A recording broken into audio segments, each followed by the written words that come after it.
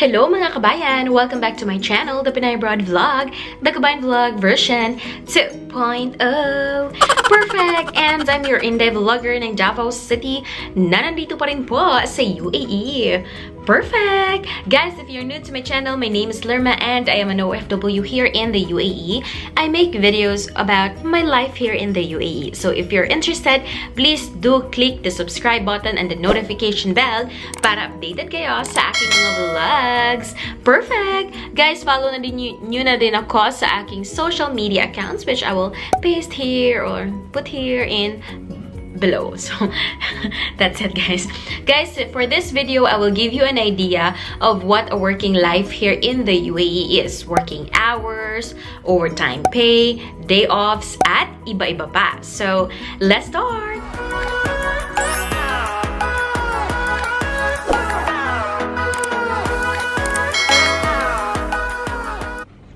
So, my God, kodigo pa rin po ako, guys.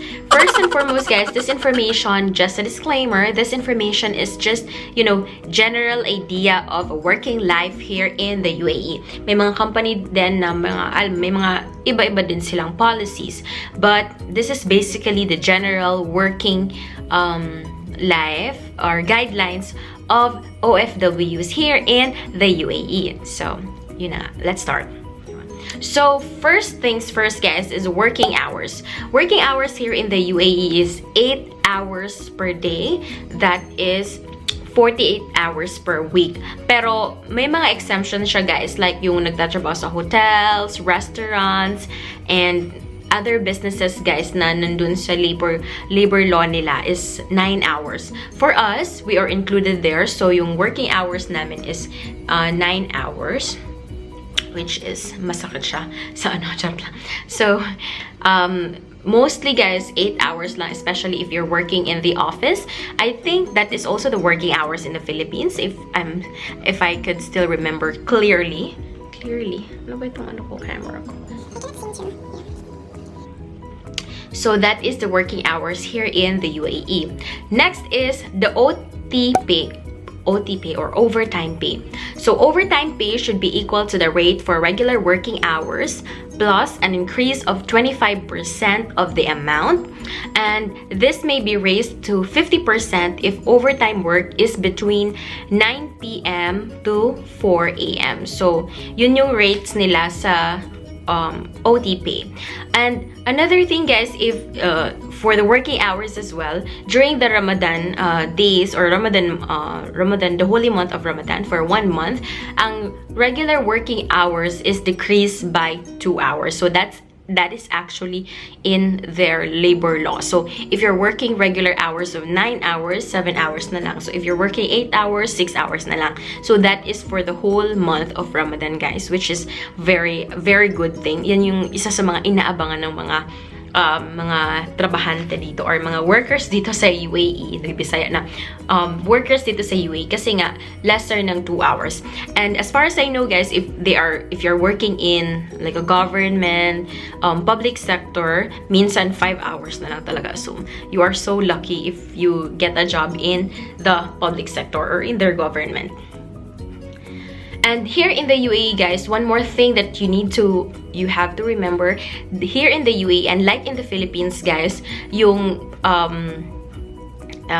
weekend is Friday and Saturday. Diba sa Pinas, Saturday and Sunday ang weekend. So different yung setup dito sa UAE. So the week starts Sunday, and then Monday, Tuesday, Wednesday, Thursday is the end of working week. So ang weekend is Friday and Saturday. So usually, guys, if you're into regular businesses or public companies, or public sector, if you're working in the public sector, usually ang day off mo is Friday, Saturday, or Friday. But if you're working to cafes, restaurants, and hotels, and other businesses nga, yung nagtatrabaho ka ng 9 hours, minsan usually hindi ka mabibigyan ng Friday offs or iba-ibang day offs lang siya. So yung Friday offs is usually if you're working in the office or in the government or public sector here in the UAE. So guys, just like in the Philippines, dito sa UAE may mga public holidays din din dito sa UAE, wherein during the public holidays, it's either one, you are paid like twice, like double pay, I mean twice, double pay siya, or two, pwede siyang compensation off. Usually, yun yung mga general practices ng mga companies dito sa UAE. But I noticed na yung mga public holidays nila, it's not a lot compared to the Philippines na maraming mga Rizal Day, ganun. So, dito kasi nila ko konti lang. So, kapag may mga public holidays talaga, nagsasayo yung mga OFWs dito sa UAE. So, meron silang 2, 4, 6, 8 public holidays. So, this is Hiji, that is their New Year. And then, may ano din silang New Year din sila dito sa atin, yung parang New Year din na January 1st, yung sa Gregorian calendar. So, that's one day as well. And Eid al-Fitr. So, ito yung 2 days. 2 days to siya usually. I think this will be during the end of Ramadan. Kasi pag Ramadan, guys, 1 month silang nagfa-fasting. And then, by the end of that fasting, may parang celebration sila. So, yun yung Eid al-Fitr na 2 days. If I'm not mistaken. Yun nga yun siya. And then another one is Eid al-Adha, Waqfa Day, and Eid al-Adha, which is 3 days. So, mahaba-habang bakasyon. And then, meron din silang Prophet Muhammad's birthday, which is 1 day. Another day din siya. And then, meron din silang Isra and Al-Miraj or Ascension Day. Then, 1 day, Martyrs Day, and National Day. Ang National Day nila, as far as I know, that will be usually December. Yan yung National Day nila na naglalagay sila ng mga flags sa iba't ibang parte ng mga companies, mga bahay-bahay nila. So, it's a very special day for them. So, that is their holiday so far. Hindi siya masyadong marami ang holiday nila dito, guys. If you notice or if you compare in the Philippines, medyo konti lang. So, total 11 to 12 days lang yung holiday nila, ganun. So, another thing that you have to know is, like, the general idea is annual leave. So, usually, ang leave na na-earn mo per month is 2.5. So, for the year, you have a 30 days of annual leave. So, dito guys, sa UAE, usually yung 2-year contract yung pinipirmahan mo. 2-year contract yung kontrata dito sa UAE. So, you will get 30 days or 1 month paid annual leave. You can start your leave as long as you have a 1-year service in the company. So, pwede ka nang mag-leave pag ganun siya. Sick leave per year is not more than 90 days per year, subject to conditions specified by the law. So, yung sick leave, guys, 15 days full pay, first 15 days, and the next 30 days is half pay, and the other remaining 45 days is no payment. So, so again, first 15 days leave is full payment siya, and then another 30 days is half pay, and then the rest is you will not get payment for that. That is these ones, guys, is like if you have special conditions, kung may major operations kayo or ayun, nagkasakit kayo talaga ng major, bibigyan major nagkasakit sa'yo ng major talaga. So, bibigyan kayo ng 90 days per year, 90 days leave, sick leave. And this one, guys, is very you have to know this, that in the UAE, salary is no tax. So that is a very good thing, guys, kasi nga sa Pilipinas, diba, ang laki ng tax. Dito sa UAE, kung ano yung pinirmahan mo, ano yung sahod mo, yan din yung makukuha mo. Pero ngayon, guys, may mga tax na sila sa some services and food items. So ganun, 5%. But before talaga, wala silang tax at all.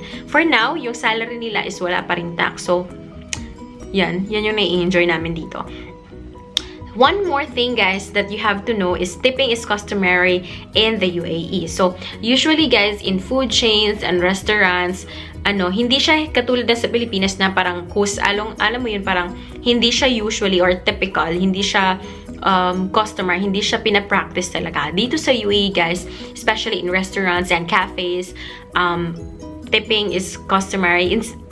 even in our business in our salon, guys, nagtitip din yung mga kliyente. Minsan nga, nilalagay pa nila sa card, yung parang, for example, magbabayad sila ng card, so, nilalagay nila, pinapabawasan nila yung tip nila doon sa mga, doon sa technician. So, that is a very good custom here in the UAE. Matip sila dito. So, customary yung pagtitip nila dito. And here, guys, in the UAE, another fact that you have to know is, in the UAE, hindi ka makakita medyo ng mga lokal na mga locals. Kasi nga, yung majority dito ng population nila is expat. Konti lang yung mga locals dito. So, when you are going here, parang hindi mo, alam mo yun, you will not feel that you are in a different country kasi you will see your kabayans everywhere. Like, everywhere you can see Filipinos and OFWs here in the UAE.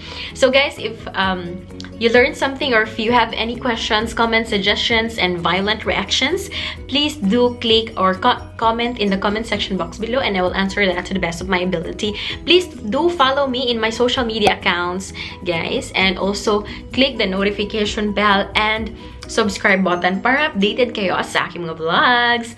Perfect! Bye!